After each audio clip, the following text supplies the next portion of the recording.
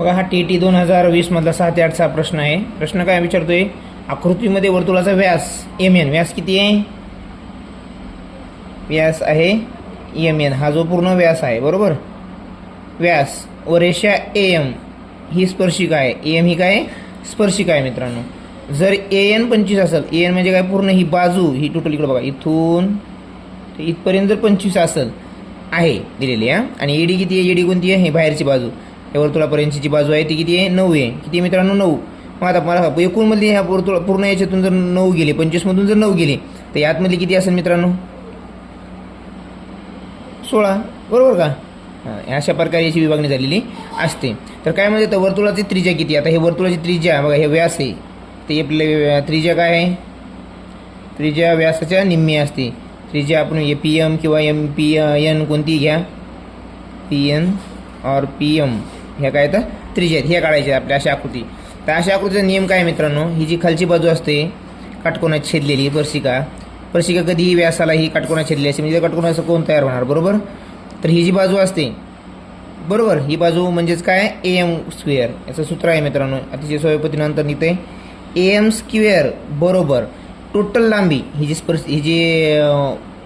वर्तुळात आतमध्ये जाऊन छेदती स्पर्शिकेच्या विरुद्धची बाजू आहे की नाही, याला काटकोन झाल्यानंतर याला आपण काय म्हणू? कर्ण म्हणू. तर हा जो कर्ण असतो जो वर्तुळात छेदतो आतमध्ये जाऊन, त्याची जी पूर्ण लांबी आहे ती किती असते? AN गुणिले हे जे गुणिल्यानंतर जे येतं ते कोणतं येतं? बाहेरची बाजू, वर्तुळाच्या बाहेर जी असते जेवढी लांबी आहे तेवढी ती लांबी गुणिले असते. याचा जर गुणाकार केला तर आपल्याला AM मिळतं. AM आपलं उत्तर राहील का?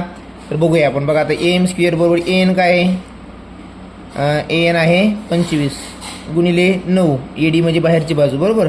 मग किती झाले? 25 9 200. हे झालं AM स्क्वेअर.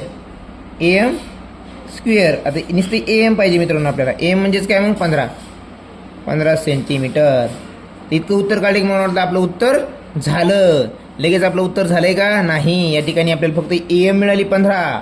हे आपलं उत्तर आहे का? मग नाही, आपल्याला काढायचं आहे अजून. बघा मग आता काय? पायथागोरस थेरम वापरा. ही 25 आहे, 15 आहे. मग बघा आता कर्णवर्ग काय आहे? कर्णवर्ग म्हणजेच काय? AN चा वर्ग बरोबर AM वर्ग अधिक NM वर्ग बरोबर. आता काय? AM वर्ग काय आपला?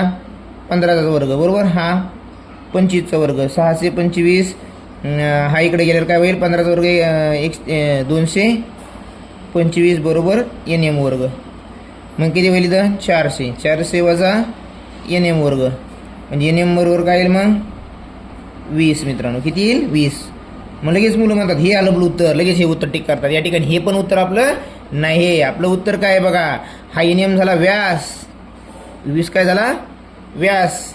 आणि आपल्याला पाहिजे उत्तर काय? उत्तर पाहिजे आपल्याला त्रिज्या पाहिजे. मग 20 भागिले किती करावं लागेल त्या ठिकाणी? 2 बरोबर 10. ही 10 आहे, 10 सेंटीमीटर ही झाली आपली त्रिज्या. मग या प्रश्नाचं खरं उत्तर काय झालं? 10. अशा प्रकारचे उत्तर सोडवावं लागतं मित्रांनो.